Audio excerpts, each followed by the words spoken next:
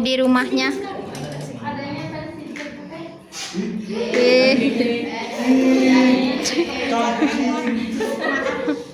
Oke, gimana kabarnya hari ini anak-anak? Alhamdulillah. Alhamdulillah Ibu. Kok kayak gak semangat gitu ya? Iya Bu. Mana lesus? Hari ini kita bakal belajar tentang Qanaah. pola hidup sederhana. Ini pelajaran apa Ibu biar tes dulu ke kalian? Hadis. Nah, kita hari ini bakalan belajar tentang pola hidup sederhana ya. Tapi sebelum itu kita berdoa dulu, dipimpin sama kosmanya. KM-nya siapa KM-nya? Oh, Udin. Siapa? Pimpin Din. Sebelum belajar Al-Quran, kita doa di dalam hati iman. Doa selesai. Oke, teman-teman, anak-anak semuanya, pernah gak sih kalian membeli sesuatu atau kepengen sesuatu tuh bukan karena butuh, tapi karena ngetren aja? Pernah. Ini Bu yang sebelah aku. Kalian membeli sesuatu tersebut, misalnya yang agak mahal ya, itu kalian merasa menyesal gak? Enggak. Enggak pernah Bu. Enggak Ibu. Enggak. Ketagihan malah Bu. Ketagihan ya. Tapi uang kalian apakah aman-aman saja? Oke, jadi hari ini kita bakal bahas tentang pola hidup sederhana atau qanaah. Nah, langsung aja ya. Apa itu pola hidup sederhana? Ada yang mau bacain? Saya Ibu. Boleh. Pola hidup sederhana merupakan prinsip yang dicontohkan oleh Nabi Muhammad SAW yang bukan berarti hidup dalam kemiskinan, tetapi merupakan sikap sadar untuk tidak berlebihan dalam aspek material serta menyeimbangkan kebutuhan dunia dan spiritual. Nah, jadi singkatnya tadi yang udah dibacain sama Aida, makasih Aida ya. Pola hidup sederhana adalah prinsip yang diajarkan Rasulullah SAW. Berarti kalau gitu pola hidup sederhana itu sikapnya apa, Mbak? Baik. Jadi kita harus mengikuti sikap tersebut. Nah, di dalam Islam pola hidup sederhana disebut dengan qanaah. Qanaah itu apa? Yaitu sikap merasa cukup, ridho, serta syukur akan kehendak yang sudah Allah berikan kepada kita. Nah, terus Ibu, mana sih Bu yang menjadi dasar atau dalil sifat qanaah? Nah, ada dari Sahih Muslim nomor 1741. Nah, ada yang mau bacain? Ibu maunya laki-laki yang bacain ya, tapi yang Ibu kasih garis bawah aja bacainnya. Nanti di akhir tuh hadiah. Sok, baca dulu. Wildan atau sok, tolong bacain Wildan. Sok bacain. Qala Rasulullah sallallahu alaihi wasallam, laisa ghina an kasratil aradi walakinna ghina ghina nafsi. Iya, terima kasih. Nah, jadi artinya ternyata, oh itu Yusuf dari mana dulu? Telat? Kenapa telat? Dari mana? Lain kali kalau sudah bel, sudah masuk, itu langsung masuk kelas ya, jangan kemana-mana dulu. Enggak, ini emang sudah jadwalnya segini. Oke, semuanya perhatikan kembali. Ibu akan langsung bacakan terjemahnya. Dari Abu Hurairah radhiyallahu anhu yang berkata, Rasulullah sallallahu alaihi wasallam bersabda, bukanlah kekayaan itu dengan banyaknya harta dunia, akan tetapi kekayaan yang hakiki atau yang benar-benar itu adalah kaya akan jiwa. Nah, Ibu maksudnya apa Ibu? Nah, Ibu penjelasannya. Untuk makna hadis ini menegaskan bahwasanya ukuran kekayaan dalam Islam itu bukan terletak pada banyaknya harta, tetapi melainkan pada kondisi hati, teman-teman. Terus Bu, makna akan jiwa itu apa aja sih maknanya? Coba sebutkan poin pertama sama yang barusan datang. Ini makna kaya akan akan jiwa di sini itu artinya apa sih, Yusuf? Merasa cukup atau qanaah terhadap rezeki yang diberikan Allah. Oke, poin selanjutnya sama Tewara. Memiliki rasa syukur atas nikmat baik sedikit maupun banyak. Oke, yang ketiga sama Nur. Bu, maaf ini nggak burung. Oh, Buta boleh, aja. boleh sama yang sebelahnya. Asta, so bacain. Terhindar dari sifat tamak, iri dan dengki. Iya, lalu selanjutnya sama Ilham.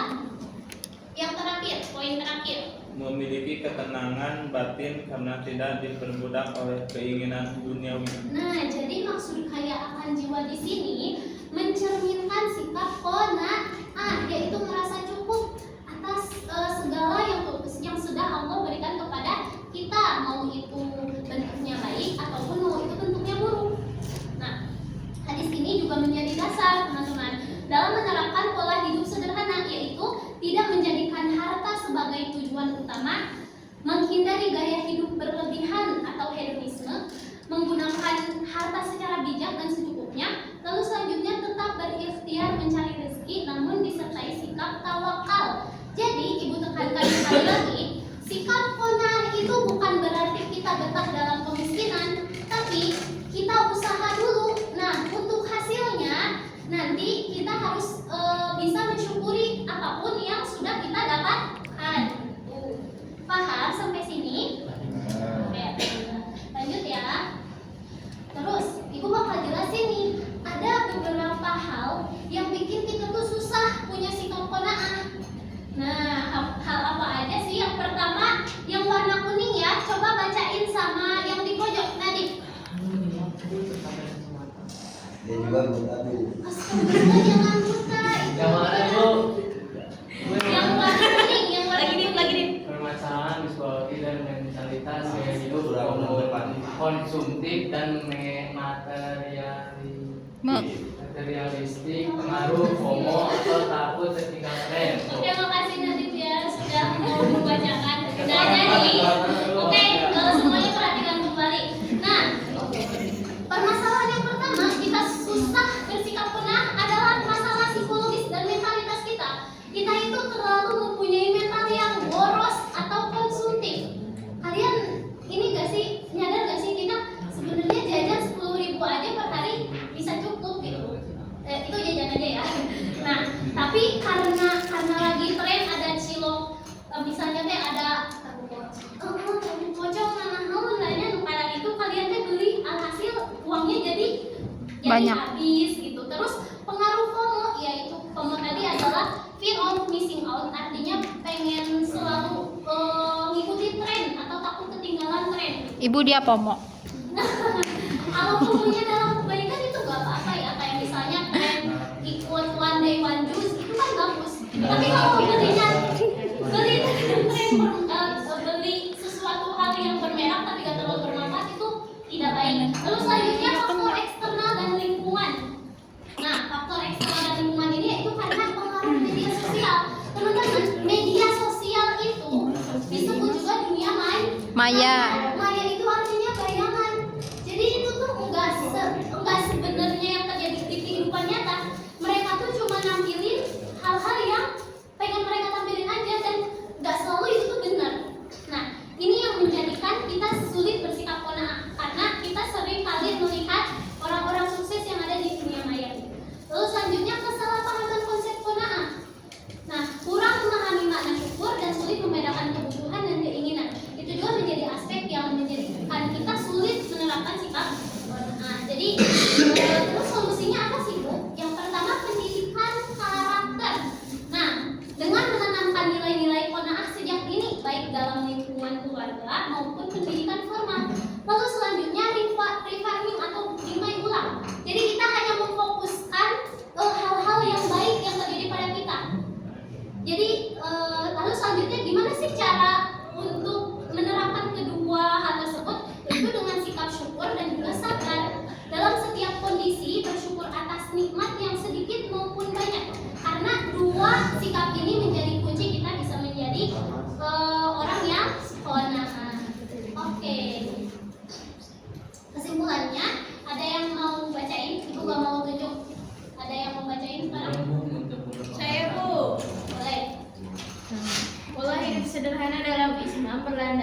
berlandaskan sikap qanaah, yaitu merasa cukup, bersyukur, dan tidak berlebihan dalam urusan dunia. Kekayaan sejati bukan terletak pada banyaknya harta, melainkan ketenangan hati. Meski menghadapi tantangan gaya hidup modern, sikap qanaah dapat dibangun melalui syukur, sabar, dan pendidikan karakter. Oke, terima kasih Adi sudah membacakan ya. Oke, selanjutnya kita bakalan game time qanaah challenge. Nah, untuk game ini, Ibu pengen mengetes pemahaman kalian mengenai sikap qanaah ya. Jadi, Ibu bakalan mensajikan beberapa kasus, tapi nanti ada pertanyaan dari Ibu yang sudah Ibu siapkan. Nah, biar mempersingkat waktu, Ibu bakalan spin siapa yang bakal ke depan ya. Oke, Ibu kayaknya satu orang dulu aja.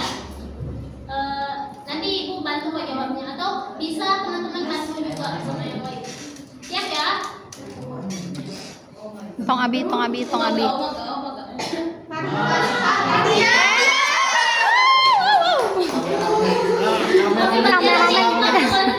Baru kali ini ya. Kameramen tidak salah kali ini. Iya, kameramen juga salah. Jawab Oke, Fatia. Aduh ibu. Oke, Fatia, boleh mau ke depan? Ini nanti Ibu bantu kalau Fatia kesulitan apa. Ini duit. Yang itu aja.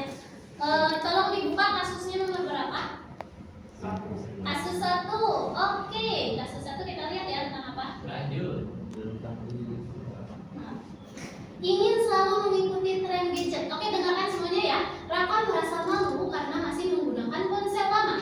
Sementara sebagian besar teman-temannya sudah memakai ponsel keluaran terbaru. Padahal ponsel yang dimilikinya masih berfungsi dengan baik.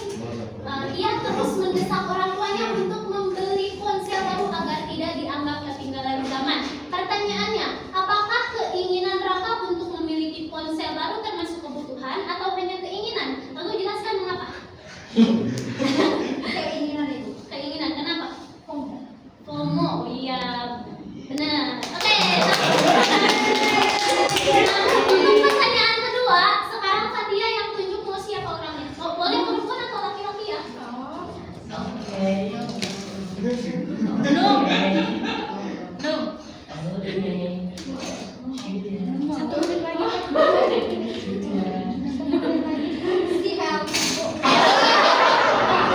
karena Fatia sudah berani kedua, Ibu kasih ini ya. Terima kasih banyak Fatia udah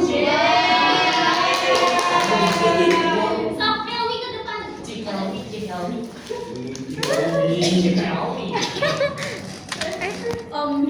Helmi, terus gimana sikap qanaah dapat membantu Raka merasa lebih tenang dan percaya diri? Masuk. Mau sekolah dulu. Ya sini gimana ya? Jadi, Sekolah dulu. aspek apa sikap qanaah teh kenapa bikin dia jadi percaya diri kalau misalnya dia enggak FOMO? Oh, biar nggak beli HP, biar Iya. nggak ikutan ngomong. Iya. Caranya kumaha? Iya, sikap qanaahnya teh kayak gimana? Contohan nih, contohan. Gelap. Siap bisa Tuhan. Ya.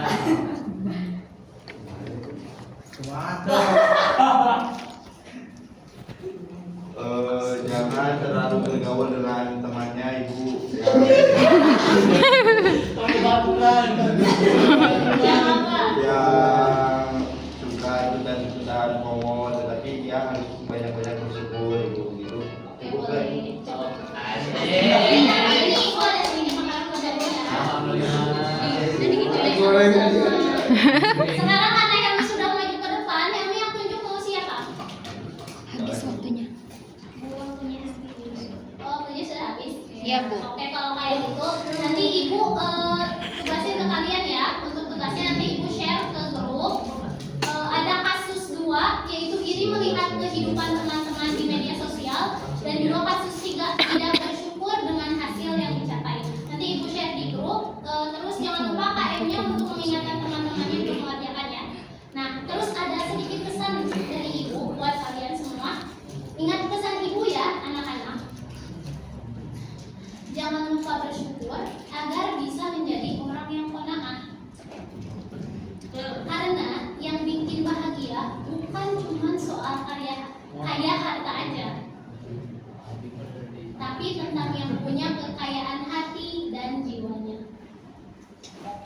Salam hangat dari Ibu Anissa Zahra. Terima kasih untuk hari ini. Wassalamualaikum warahmatullahi wabarakatuh.